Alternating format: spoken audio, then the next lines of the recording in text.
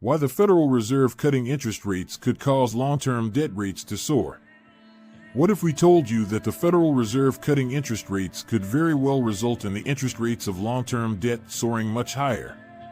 Not only is this possible, but we think it's actually the most likely outcome. To understand why, we have to start by looking at which interest rates the Federal Reserve actually controls. Here at All Things Money, we focus on teaching anybody and everybody with ears to hear financial strategies that exist outside of mainstream things that you'd never hear from a financial advisor. What rates the Fed actually controls. Most people have no idea what interest rate the Federal Reserve controls. In fact, if you talk to your average home buyer or real estate agent, the number one thing that they've been talking about for about 2 years now is, just wait for the Federal Reserve to lower interest rates so you can get a lower mortgage.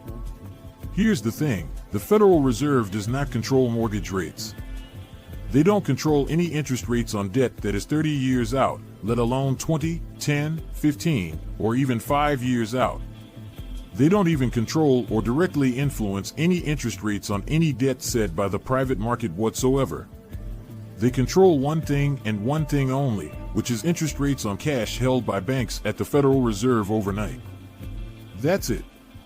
Now, there's obviously some nuance here because their intervention in bond markets does have an influence on interest rates for the government's borrowing costs. For instance, during 2020 when the Federal Reserve was buying up trillions of dollars of government debt, that pushed down interest rates on all of the government debt that they were buying, which allowed the government to borrow from the Fed at very cheap interest rates. But exerting a force and setting an interest rate are two very different things. The only interest rate the Federal Reserve actually controls is the Fed funds rate and the other associated overnight rates held at the Fed. So right now, the federal funds rate is about 5.3%, which is a great amount of money for anybody like a bank who has just a few billion in cash laying around that they need something to do with that's risk-free. They shove it over to the Fed and get paid a risk-free 5.3% to 5.35%. How Fed funds rate affects the market. So what is the effect of the Federal Reserve changing the one interest rate that they do control, this Fed funds rate? Well, many times it will incentivize those financial institutions to go do something else with their cash.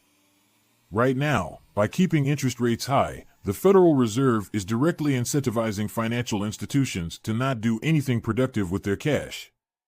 They're keeping their cash, or some of you will say, point out, that's its reserves, with the Fed so that it's not out in the economy doing anything productive. The way that banks are incentivized to do this is to get paid billions upon billions of risk-free dollars just to make sure you can't get a cheap mortgage. How do you like that? So obviously, if the Federal Reserve takes this interest rate from 5.3% all the way down to 1%, all the financial institutions will say, man, well, we don't want to get 1% anymore, so we're going to take all of this and go do something else with it. We're going to loan it out to somebody else instead who's going to pay us a better rate. Those loans are going to be made primarily to other institutions or individuals who are going to be going out and using it in the real economy. A lot of it will also be lent to the government, who then spends it, and that money again circulates into the real economy. This is where the plan starts to break down because, as you can see here, there's a bunch of reserves locked up out of circulation. If the Fed lowers interest rates, at least some of that money will start recirculating through the economy again, which will obviously have an upwards pressure on prices, reigniting inflation. Not to mention the fact that if the Federal Reserve cuts interest rates, they are telling the world they are done fighting inflation, and inflation has not been defeated yet. Remember, with inflation, we're talking about the rate of price increases. We're not talking about the absolute level of prices. So you can kiss goodbye those 2019 prices that some people were still hoping would come back around someday. Prices will never get back down to that level ever again unless we see a deflation of the money supply, a contraction of the money supply, in other words, a deflationary death spiral, which we probably will not see. Therefore, prices will continue to go up. The Fed just wants to make sure they're not going up at a pace that people notice. And that's the big problem here because if they lower rates, they're signaling an end to their fight against inflation before people stop noticing it. Long-term bonds. So why is that a problem? Well, it has to do with the long-term bonds that we were talking about earlier. When you lend money to somebody for 10 years, 20 years, 30 years, you want a reasonable expectation that you're going to get that money back. Now, something might happen, and you might not get that money back, so you're going to charge an interest rate for that risk. By the way, you could be doing something else with that money, so you're also going to charge an interest rate to be compensated for the opportunity cost of everything else you could be doing with that money. When you factor into the equation the fact that prices are also going up during that time, you have to charge an even higher interest rate so that you're compensated for your loss of purchasing power along the way. Because if you lend 10 grand right now and you get 10 grand back in 10 years, but prices have gone up and the stuff you used to be able to buy at 10 grand now costs 15 grand, you've lost a bunch of money in real purchasing power terms, even though you got your original 10 grand back. So you're going to be compensated for your risk, you're going to be compensated for your opportunity cost, and you're going to be compensated for the fact that prices are rising. So what do you think the lenders of long-term bonds will do from the Federal Reserve throwing up their hands and saying, "We're done fighting inflation"? They're going to demand a higher interest rate. 30-second crash course here on the way that bonds work for anybody who's not familiar. The price of the bond and the interest rate on the bond is inversely correlated. If we lend you $100 and get $101 back, the yield, the interest rate, is 1%. But if we lend you $100 and we're like, well, shoot, I need that $100 back now, I'm going to sell that contract to somebody else so that you owe them money instead of you owing me money. Let's say we can't get full price for it, so we sell it for $99. Well, you still owe that person $101, so their yield is 2%. The price of the bond went from $100 to $99, but the yield or the interest rate went from 1% to 2%. Prices and yields are inversely correlated. So when long-term bond lenders, long-term bond investors look at the Fed and see you're no longer fighting inflation, and they want to be compensated for that increased loss of purchasing power along the way, they're going to demand a higher interest rate, which is the same thing as saying long-term bond prices fall. They fall because those long-term bond investors sell those bonds off because they're not worth as much anymore. So debt that matures in 5, 10, 20, 30 years crashes while the interest rate or the yield spikes. The yield curve. If you're tracking with this, you're probably in your mind visualizing something like this, which is the yield curve.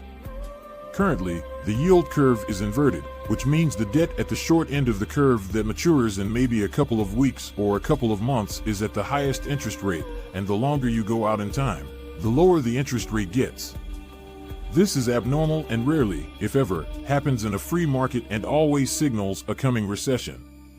But what most people are unaware of about the inverted yield curve here is that the recession normally happens after the yield curve normalizes, or in other words, it uninverts.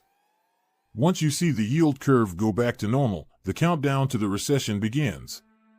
So by the Federal Reserve cutting interest rates, they're affecting directly only the short end of the yield curve, pushing it back down. At the same time, the impact on the rest of the market will push interest rates higher, which means the yield curve uninverts, goes back to normal, triggering a recession. The long-term debt cycle.